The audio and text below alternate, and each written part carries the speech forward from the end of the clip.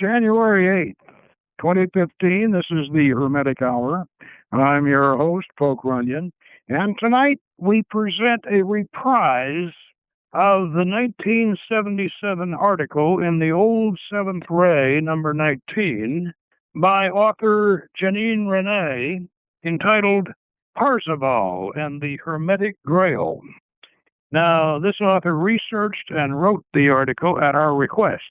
It forms an important element in our reconstructed linkage of ancient Phoenician rituals to early Valentinian Christian Gnosticism and to the medieval Grail lore. Now, the major source for Janine's article is the 1965 book, The Krater and the Grail, Hermetic Sources of the Parzival, by Henry and Renee Kahane. Now, modern neo-pagans have never lost their fascination for the Holy Grail Quest. The idea that the Grail was originally pagan, the Hermetic Krater, goes along with the recent revelations of Jesus and Mary Magdalen and the paganizing of early Christianity. So, if you want to start on your own Grail Quest, tune in and we'll give you directions to the Grail Castle Montsalvat. And of course, that's why we named one of our temples there in Pasadena, Montsalvat. Now, this program tonight follows along with the recent programs that we've had on the Lost Gospel and the whole idea of the succession all the way from ancient Canaan, the rites of Baal and Astarte, which come up all the way through history and all the way through the Bible and come on up to the time of Christ and the early Gnostic interpretations of Christianity, which were, as we have discussed, the Gnostic theory that Jesus was the last of the pagan dying gods and that the goddess Astarte, or Aphrodite, Astarte, Ishtar, was in fact his priestess and his goddess, and the concept that the Grail is actually not a blood sacrament, but that a honey sacrament representing a reproductive process, and that the true passion of Christ is actually his marriage to Mary Magdalene. And this, of course, was brought forward in the Lost Gospel. Now, the connection, of course, to Parzival, Parzival is the German spelling, and Parzival, the romance, the Grail romance, was actually originally written by a German, Wolfram von Essenbach. And it is a King Arthur romance, but it's one of the earliest ones, and it has very definitely, it's Hermetic rather than Paulian Christian. It's definitely Hermetic. And, of course, it could certainly be considered to be Gnostic Christian of the Valentinian type, especially that of Marcus. So, let's get into this article, and the article is, as I say, by Janine Renee, who at the time she wrote it was married to Ed Fitch, who we were closely affiliated with. Now, we'll start off. Wolfram von Essenbach, who lived from about 1170 to 1220 of the Common Era, was one of the greatest poets of the Middle Ages and certainly the foremost German writer of his time. I put on my reading glasses here because the old seventh grade, the type was kind of small. His writing gained him much recognition, and he was patronized by several great lords. He himself was of noble birth, though somewhat impoverished. His works seek to glorify the knightly class. Essenbach enjoyed participating in tournaments and in the active courtly life he wrote so much about. He was an entertainer who recited his poems primarily for the enjoyment, although some of his works were commissioned. Wolfram actually claimed, "I don't know a single letter of the alphabet," but he was obviously a very skilled poet and storyteller. Perhaps this statement can be taken to mean that he was not educated in a conventional curriculum of many of his contemporaries. He began working on Parzival around 1197. His other most notable works are Wilhelm and Titruel. Wolfram's Parzival is considered by Loomis 1965, to be the most satisfying medieval treatment of the Grail, due to its scope of action, its harmonious view of the Arthurian, its harmonious view of life, and its deeply spiritual visions.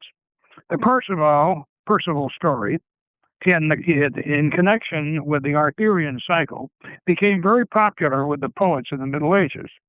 The most significant early work on this theme was the Contes de Grail, also known as Parzival le Gallois, by the late 12th century poet Henry de Troyes.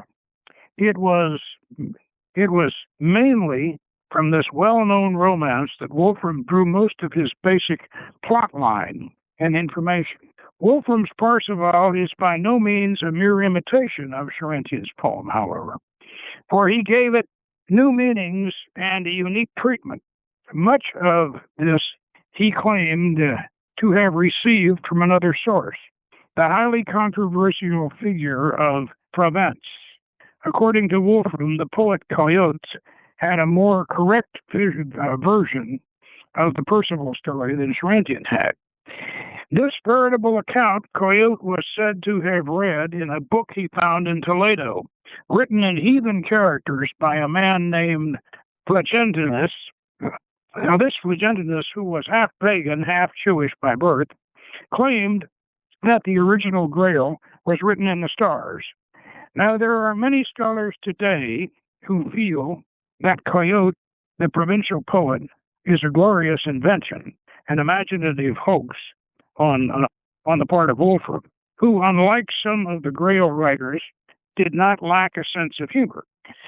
However, the possibility that Wolfram's unique rendition of the Parzival story is partially based in some ancient heathen tradition has important implications and will be elaborated on further. Being very important to our conclusion, Wolfram's story opens with the adventures of the knight Gamoret while fighting in the Holy Land. Gamoret marries and then deserts the Saracen queen Valentinian, who bears him a piebald child called Firfiz. He is married a second time after winning the hand of Queen Herzelclyde of Wales in a tournament. However, he goes off again in search of adventure and meets his death fighting in heathen lands. Meanwhile, Queen Herzelode bears Gamoret a posthumous son, Parzival, whom she brings up in an isolated forest in the hopes that he will never learn about knighthood and follow in his father's footsteps. However, the boy does eventually decide to become a knight at King Arthur's court. His mother dresses the naive child in fool's clothing, hoping that he will return to her after he's been laughed at. In the course of his wanderings, he meets with many adventures. In some cases, his naivete actually causes him to bring harm upon some innocent persons.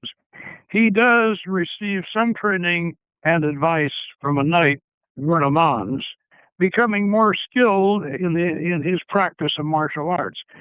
Parzival rescues and marries the beautiful Conwiramers, and he then intends to visit his mother, who, unknown to him, has died of a broken heart.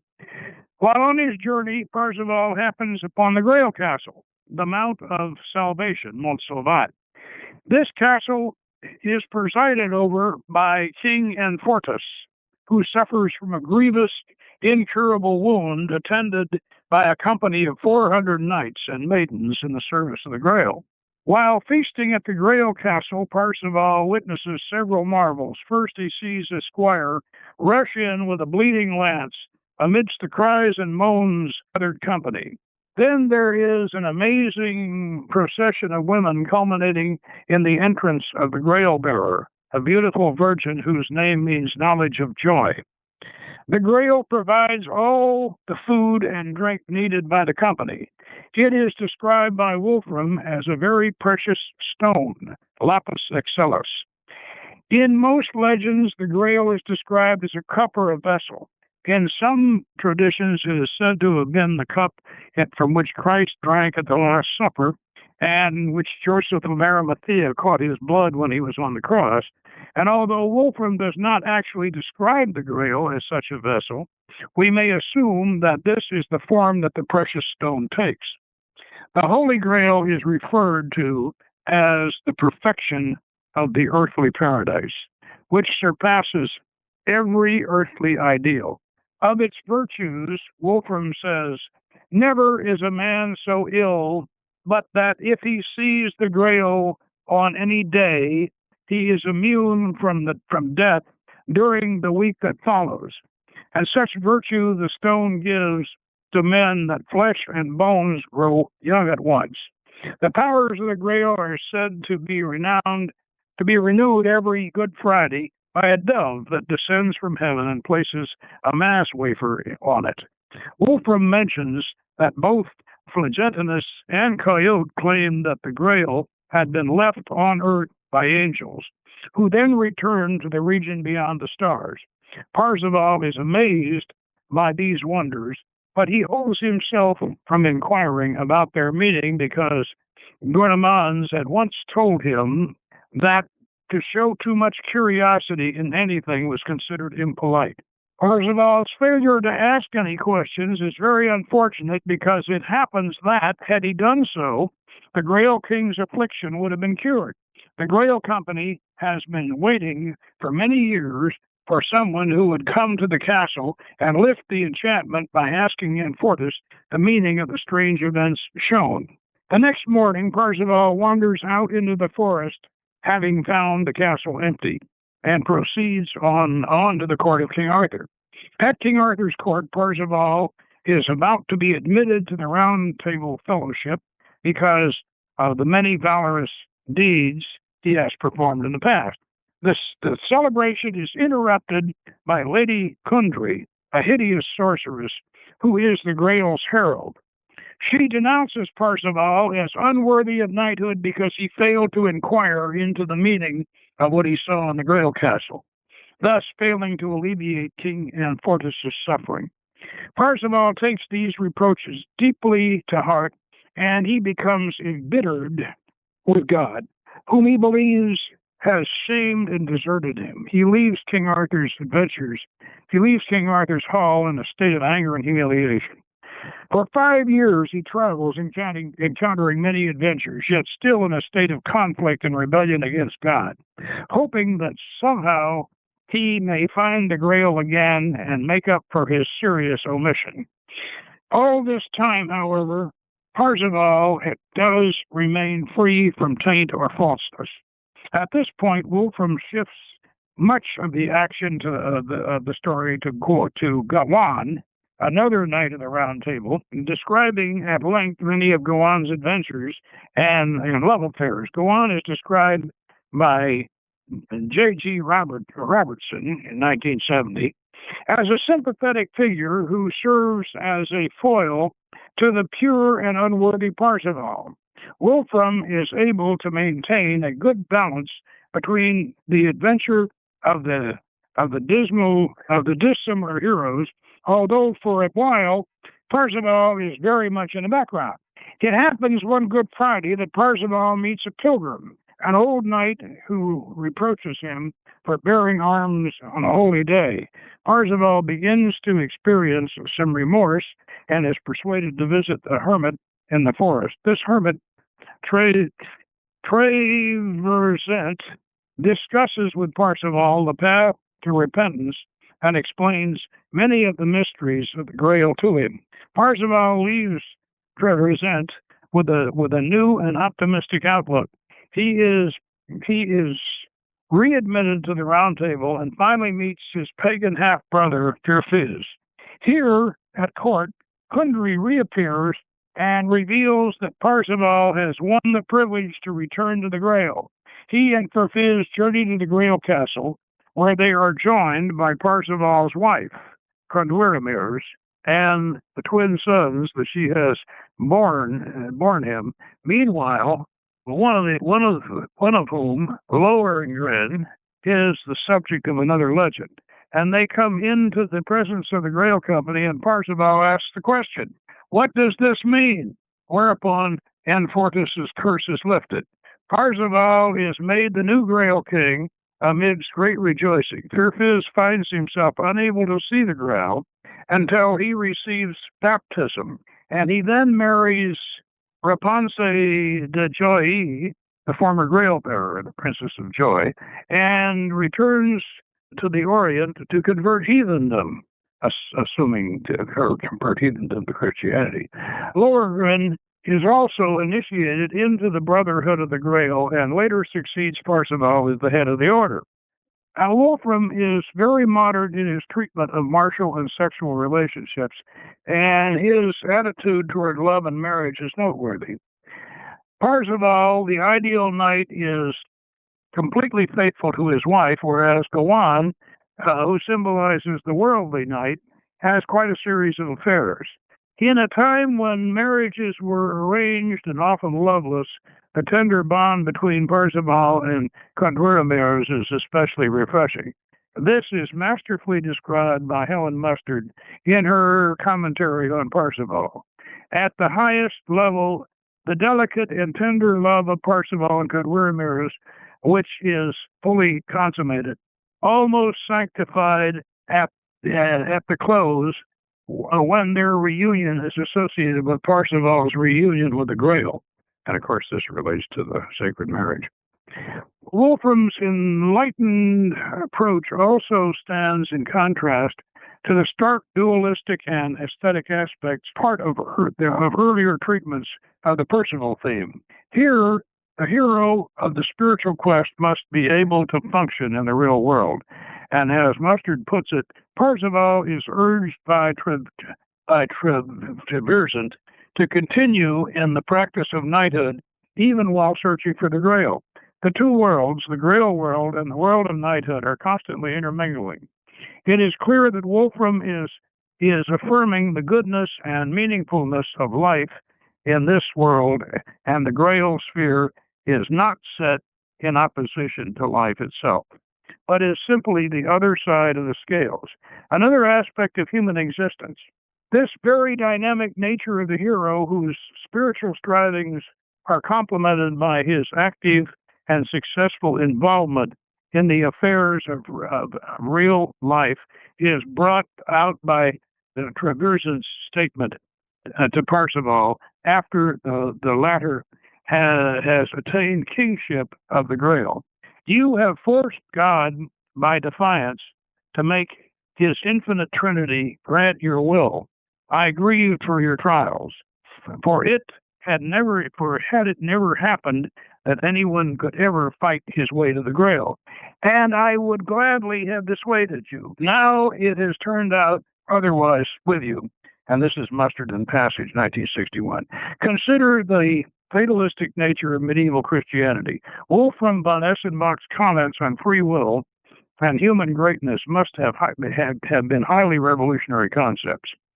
The Grail Quest can be seen to have its precedence in the mythologies of many lands. The fact that these recurring themes have intrigued folklorists, some trying to track down a specific first source, while others attribute it to basic psychic unity of mankind. And thus the question of mythological origins has caused some lengthy scholarly debates. At this point in her manuscript, the author offers a 750-word summary of major Grail themes, which we regret our length requirements will not allow us to include. This is referring to the commentary by Kahane and Kahane, the Krater and the Grail. However, whatever may have been the original source of the Parzival and the Holy Grail legends, Wolfram, who was a mystical nature, has imbued the Parzival story with spiritual meanings more explicit than any other rendition. Parzival has come to be subjected to many highly Christianized interpretations, due to the Christian features which overlay the narrative. Such views especially tend to dwell on Parzival's sins of pride and anger with God. And frequently Parzival's silence and his failure to ask the question of Anfortas are attributed to a youthful callousness to suffering. In the 19th century, the great German composer Richard Wagner did an operatic rendition of Parzival. Wagner altered Wolfram von Essenbach's story and its meanings considerably. Mustard and Passage in their commentary on Essenbach state that Wagner's Parzival, splendid as it may be musically, is as a literary work pretentiously moralizing and in its operatic libretto, wholly alien in spirit to the work it professes to dramatize. This refers in part to the exaggeratedly Christian overtones which Wagner lends to the story. A most compelling interpretation of the Holy Grail is revealed in the light of the Hermetic treatises, the spiritual texts of the non-Christian mystery cult, which grew out of the Greco-Egyptian and Judaic influences characterizing the dynamic intellectual milieu of 2nd century Alexandria. Henry and Renee Kahane are the major proponents of this theory. In their The Krater and the Grail, Hermetic Sources of the Parzival, 1965, they state that our hypothesis is that the Parzival myth is based via an intermediate stage of Arabic transmission on the Hermetic treatises, and they proceed to analyze and elaborate in striking parallels between the Krater of the Corpus Hermeticum and the Grail, and its significance in Wolfram's Parzival. And the Krater, of course, refers also to the constellation Krater in the zodiac. Of the Hermetic texts written originally in Greek, 17 treatises have been preserved. They comprise the Corpus Hermeticum, forming a loose synchronistic system which was compiled into its present form between the 6th and the 11th centuries of the Common Era. Among these, the Pomandrace, or Divine Pomander, contains 14 of the texts. The 4th text of the Pomander, called the Krater, and the 13th treatise, the Pelagenesis, contain material relevant to Parzival, and some of the ideas expressed were similar to certain Christian doctrines because Christianity originated as an offshoot of the early Gnostic sects. In the 4th Hermetic, the significance of the Holy Grail is tied in with the act of baptism in the intellect, in the mystic vessel, Krater, associated with the constellation Krater. And in a dialogue which takes place between Hermes Trismegistus, the avatar of the Hermetic writings, and his disciple Tot, the student asks, "Tell me then, Father, why did God not impart the intellect to all men?" To which the master replies, "It was his will, my son, that intellect should be placed in the midst as a prize that human souls may win." And where did he place it? And Hermes gives the highly symbolic answer. He filled a great Krater with intellect and set it down to earth, and he appointed a herald and bade him make the proclamation to the hearts of men. Dip yourself in this Krater, you who are able and who believe that you will ascend to him who sent the Krater down. You who know what purpose for which you have been born. Now they who gave heed to the proclamation and were baptized in the intellect, those men got a share of the gnosis, in effect the knowledge of God. And they became perfect men because they received intellect. And this is from Kahane, 1965. Similarly, the idea of baptism, revelation, and rebirth are important in Parzival. Thus, Parzival's half-brother, the pagan Ferfiz, finds the Grail to be invisible to him until he's baptized. And the Kahanes point out that the heathen Plagentus, Wolfram's and Coyote's source, is here insisting on the Christian baptism of the Grail's guardians.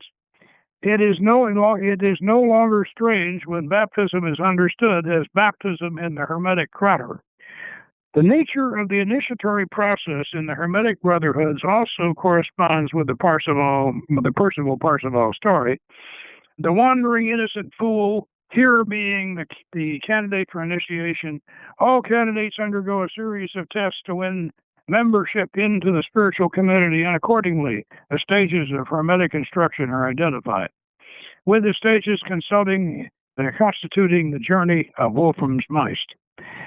These for the basic structure of the central and religious core of the Parzival's ignorance, selection, revelation, penitence, rebirth.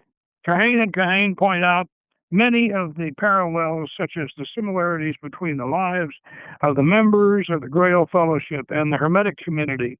Women were included in the Hermetic orders as in the Grail Castle. Parenthood was exalted in both cases. The wound in the testicles, which was the cause of Amfortas' suffering, can be compared to the concept of suffering in the senses, in effect, the inadequacy of the senses. And there are also many Hermetic prototypes to be found in the major characters such as Amfortas, Titurel, Trevisan, and Firfes, etc.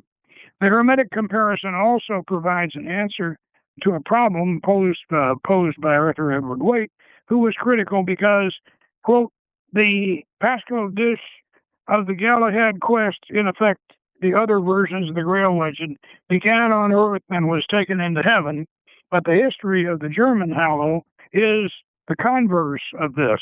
The origin is celestial, but in the end, it is left on earth. And there is no reason assigned for bringing the Grail to earth, nor do we hear of its purpose or nature prior to this event.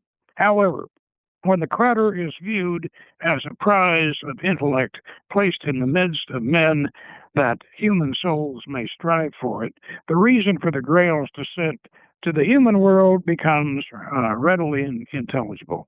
Kahane and Kahane devoted the final section of their book reconstructing and outlining the process of transmission by which the 12th century poet Wolfram could have become familiar with these Hermetic teachings. And the most likely course is that these Greco-Egyptian texts were translated into Arabic and carried to the flourishing cultural centers of Moorish Spain by such groups as the 9th century Sabaeans of Haran, a sect which combined pagan and Islamic traditions. And I said, see the editorial in this particular issue. But Fulgenti's work must have been of this nature, although it cannot be known how closely the Arabic text is followed. It followed the Greek originals.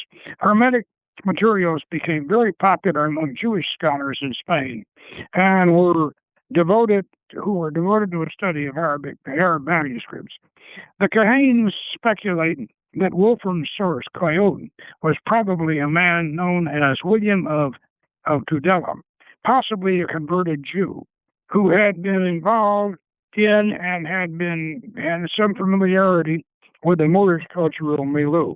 There was some interchange between Moorish Spain and the scholars of medieval Europe, such that the Hermetic doctrines were in vogue by the end of the 12th century. Thus, a person of Wolfram's broad range of knowledge, a transmission of this Hermetic lore was logically possible. The Parzival, Wolfram von Essenbach's Epic of Chivalry, can therefore be seen to explore spiritual depths uncommon to the stylistic modes and literature of the Middle Ages. Its spiritual import makes it the most meaningful early treatment of the Parzival Grail Quest theme. Its inspiration is taken from ancient sources, especially from the transcendental doctrines of the Hermetic treatises, and through the Parzival, Wolfram expresses ideals which, in the nature of their Faustian strivings, hold a strong appeal to the modern mind. And the partial bibliography for this article is, of course, Kahane and Kahane, the Krater and the Grail, Hermetic Sources of the Parzival, University of Illinois Press, and that's 1965. That you can get used copies of that, by the way. And then Loomis, Roger S., The Grail from Celtic Myth to Christian Symbol, Mustard in Passages, 1961, Wolfram von Essenbach, and that's a vintage book, the Parzival. And Arthur Edward Waite, The Holy Grail, The Galahad Quest in Arthurian Literature. And that's university books, and that I believe is out of print. But I would also add to that From Ritual to Romance by Jesse by Jesse Weston. And now, let me say a few things about this. Number one, I think Kahane and Kahane's book, which by the way, I think is very, very important, especially to our tradition. Kahane and Kahane's book delivers arguments. The Parzival is a Hermetic, is Hermetic allegory. Their arguments are really overwhelming.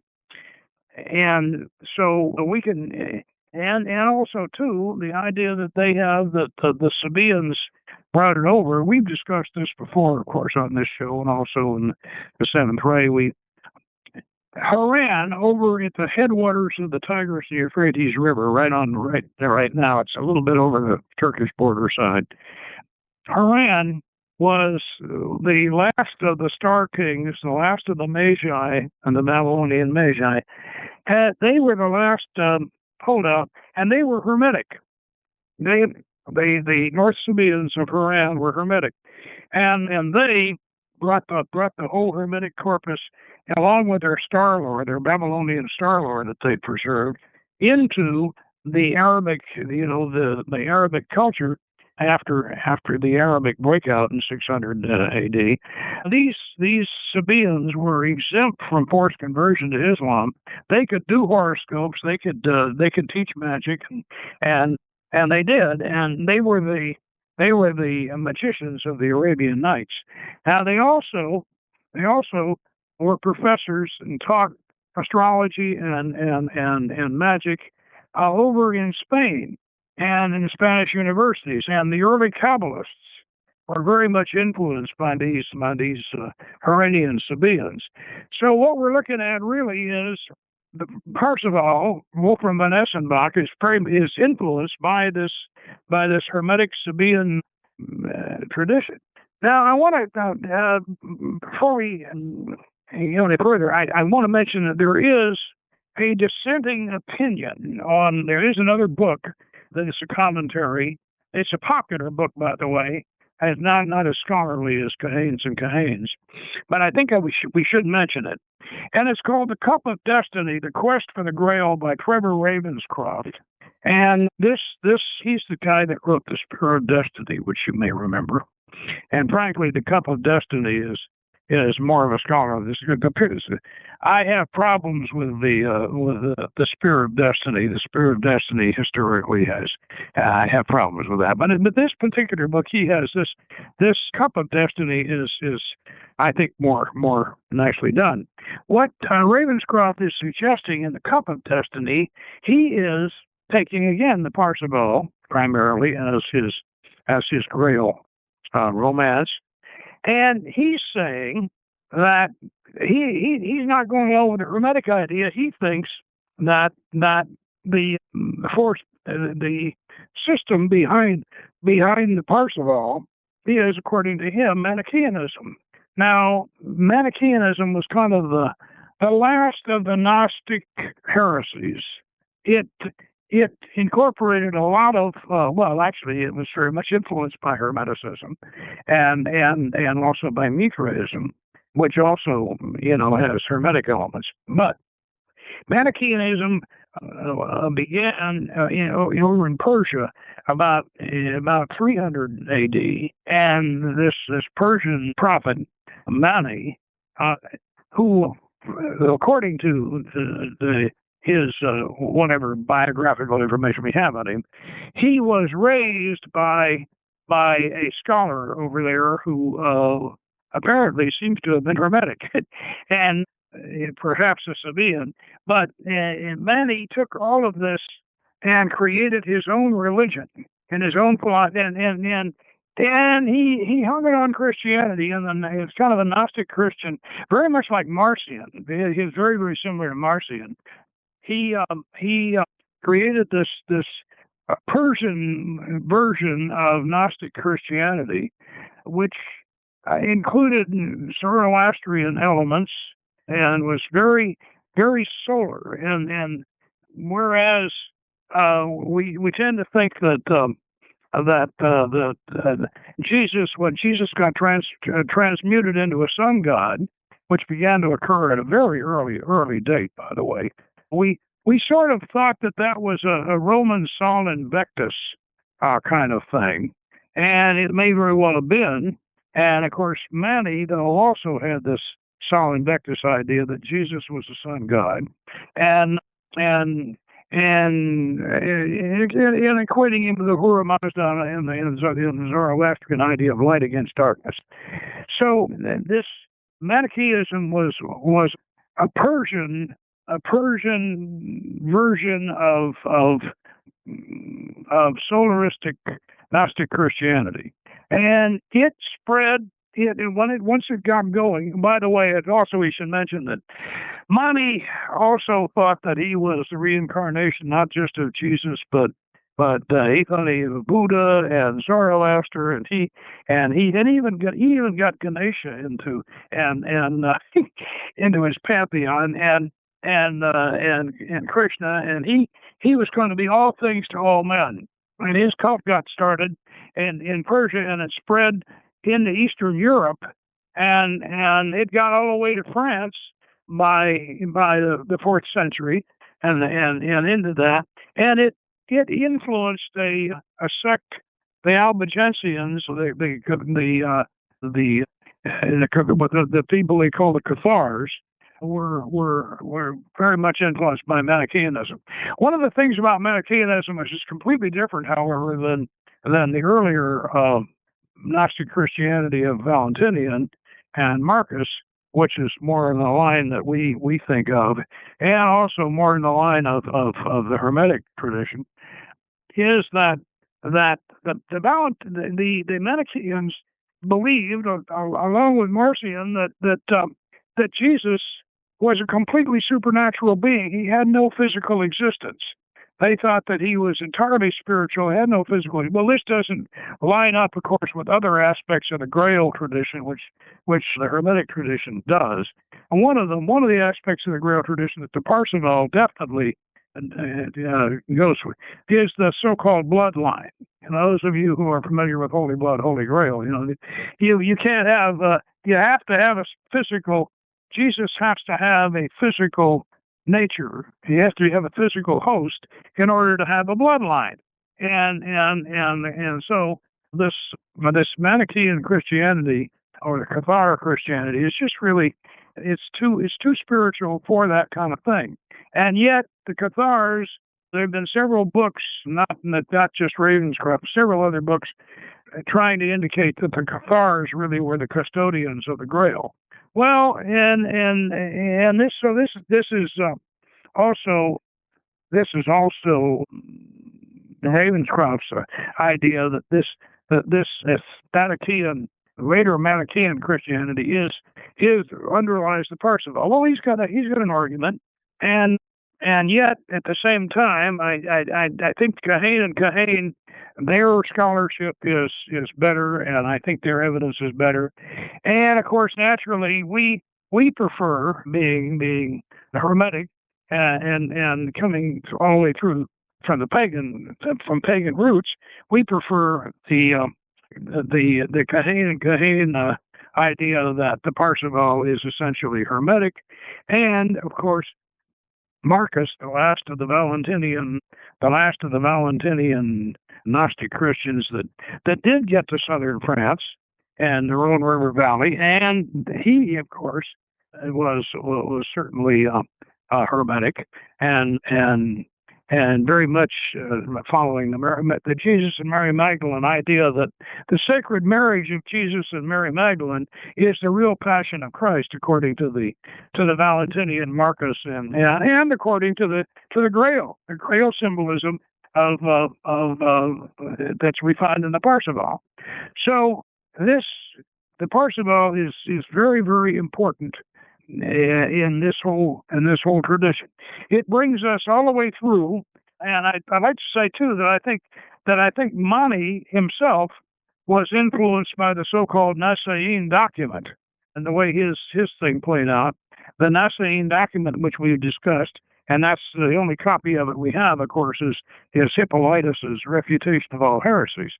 But essentially, what the Nicene document says, and Jessie Weston covered in her From Ritual to Romance, is that that the dying gods, starting with way back with Osiris and Tammuz and the dying god and the eternal goddess, this is the big secret behind the Grail and behind in Christianity, and eventually Jesus becomes the last of the dying gods, and of course Mary Magdalene is the last of the priestesses of the eternal goddess.